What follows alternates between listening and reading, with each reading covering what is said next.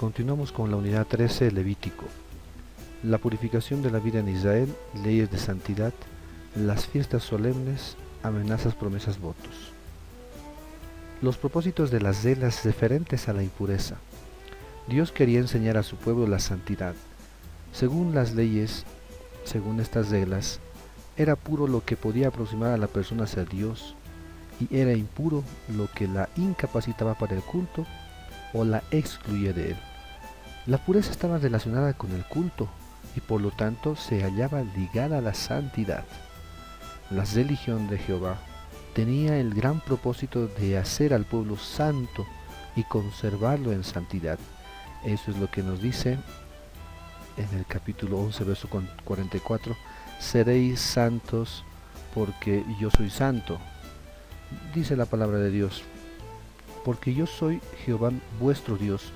Vosotros por tanto os santificaréis y seréis santos, porque yo soy santo. Así que no contaminéis vuestras personas con ningún animal que se arrastra sobre la tierra. El propósito de Dios era enseñar a su pueblo la santidad, porque la santidad los acercaba a Él. Animales limpios e impuros.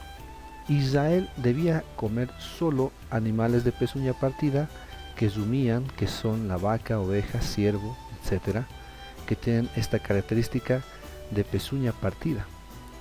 También, en el caso de animales acuáticos, aquellos que tenían aletas y escamas también se podían comer. Las aves que no se encontraban en la lista de los animales prohibidos eran aceptables también. Y de los insectos de 4 clases de la familia de las langostas estaban permitidos comerse. Impurezas relacionadas con la reproducción.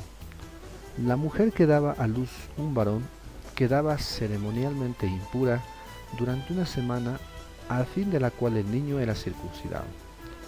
La madre de una niña era inmunda 2 semanas y su periodo de purificación era el doble del de la madre de un varón.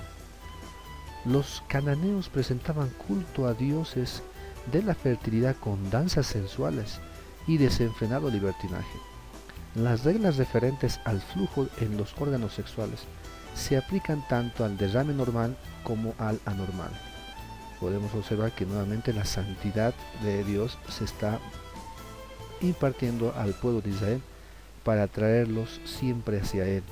En el caso de los animales limpios e impuros, eran para que puedan distinguir, tener esa capacidad de poder diferenciar entre un animal limpio y un animal impuro, así como lo será entre lo que es pecado y lo que es la santidad.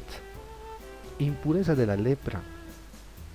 Se consideraba esta espantosa enfermedad como un proceso de corrupción paulatina, una enfermedad que iba avanzando poco a poco, que hacía inmunda a su víctima.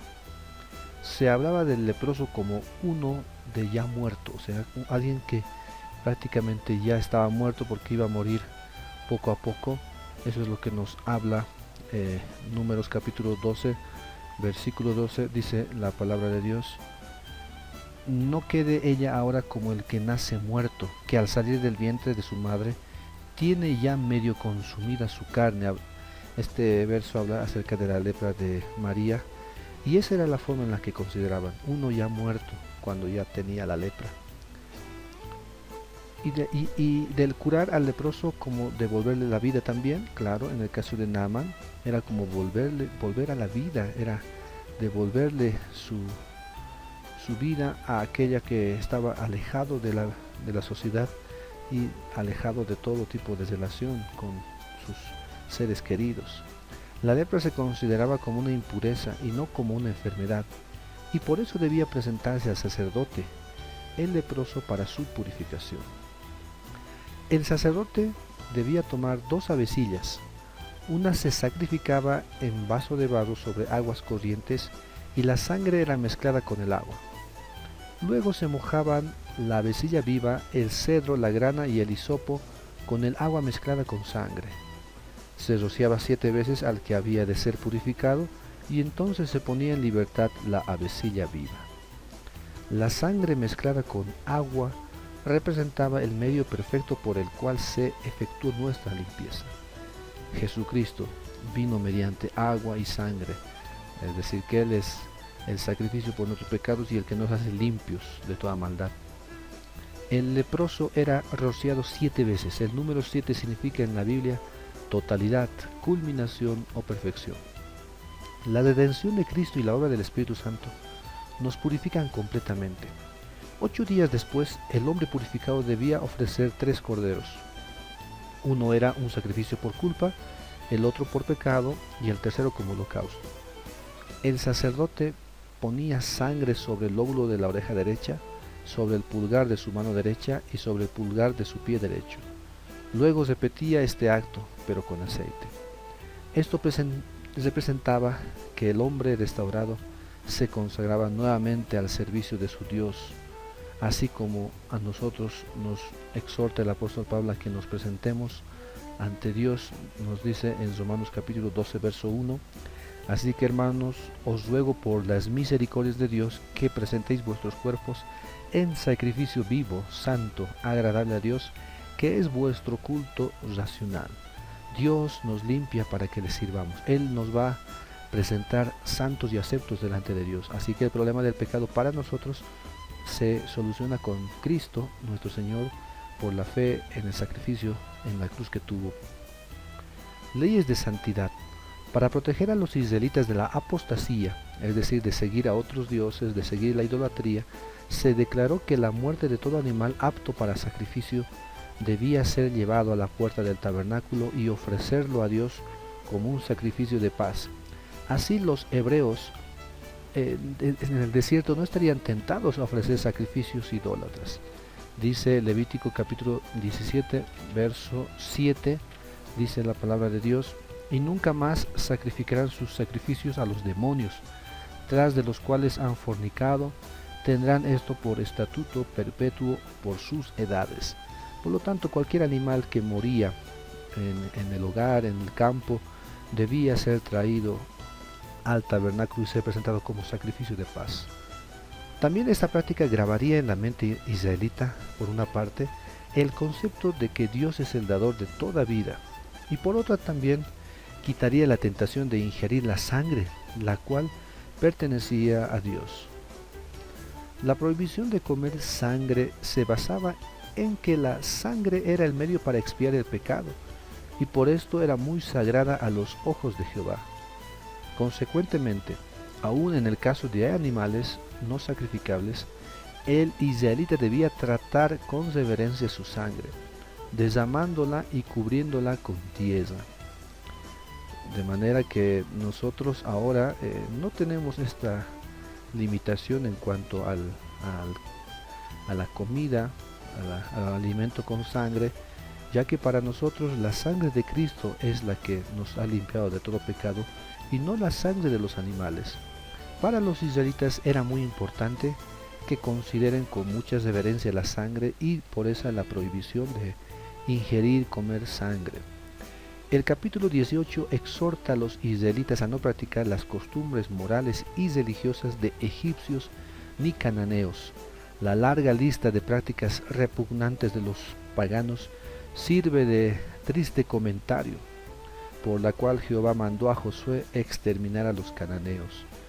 Podemos observar en la lista del capítulo 18 que la promiscuidad sexual del pueblo de Canaán era bastante, es decir, que había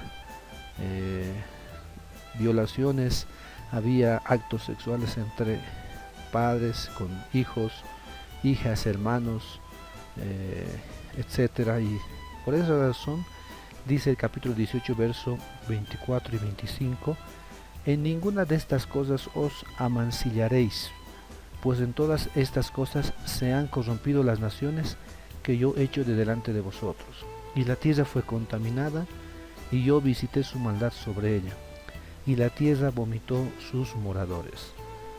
El pueblo de Israel debía actuar ahora en santidad, no debían practicar todas estas costumbres que los cananeos lo hacían de manera normal y natural. Siendo que los sacerdotes ocupaban puestos sagrados y servían como mediadores, estaban sujetos a una norma estrictísima, era muy rigurosa. Cualquier tipo de contaminación los incapacitaba para servir en las cosas sagradas.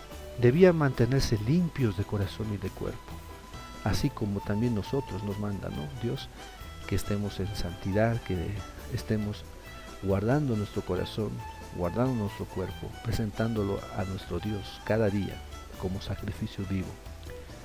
Al ceñir con un israelita, este es un suceso que aconteció, el joven egipcio desahogó su ira con terrible irreverencia, blasfemando el nombre sagrado de Dios y maldiciendo. El castigo ordenado por Dios fue apedrearlo. Pese a ser extranjero, estaba sometido a Dios. Seguramente este joven se incorporó al pueblo de Israel y al estar en medio de este pueblo y haber recibido este mandato, todas estas exhortaciones, tenía que ser ajusticiado y mostrar también la santidad ante el pueblo. Las fiestas solemnes. Las fiestas daban a los israelitas la oportunidad de reflexionar sobre la bondad de Dios. Algunas convocaciones coincidían con las estaciones del año agrícola y así hacían recordar a los hebreos que Dios les proveía continuamente su sostén. El propósito principal de las fiestas era lograr que los israelitas tuvieran presente en su corazón, en su mente, que eran el pueblo santo de Dios. Esto debido a que las fiestas recordaban siempre toda la obra de Dios que había hecho para ellos. Se encuentra la palabra santo 10 veces en el capítulo 23, recalcando el propósito de las fiestas. Así que las fiestas no tenían solamente el carácter de ser cumplidas y nada más, sino que debían ser un recordatorio de la bondad de Dios que había tenido con Israel. También se destaca el número sagrado 7, que significa totalidad, culminación o perfección. El sistema de las fiestas solemnes se constituía sobre el ciclo de 7. Vemos a continuación, por ejemplo, el séptimo día era de descanso, hablamos del día sábado. El séptimo año también era de descanso. Llegado el séptimo año tenían que descansar un año de toda su obra. El séptimo año sabático, es decir, el año 70, era seguido del año del jubileo. El mes séptimo era también sagrado, con 3 días de fiesta. Había 7 semanas entre Pascua y Pentecostés. La fiesta de la Pascua duraba 7 días y la fiesta de los tabernáculos duraba 7 días. Podemos ver que el número 7 es la forma de desarrollar cada fiesta y tenía esta relación con el número. Sin embargo, no olvidemos que estas fiestas significaban poder acercarse a Dios, de recordarlo constantemente, su bondad y misericordia.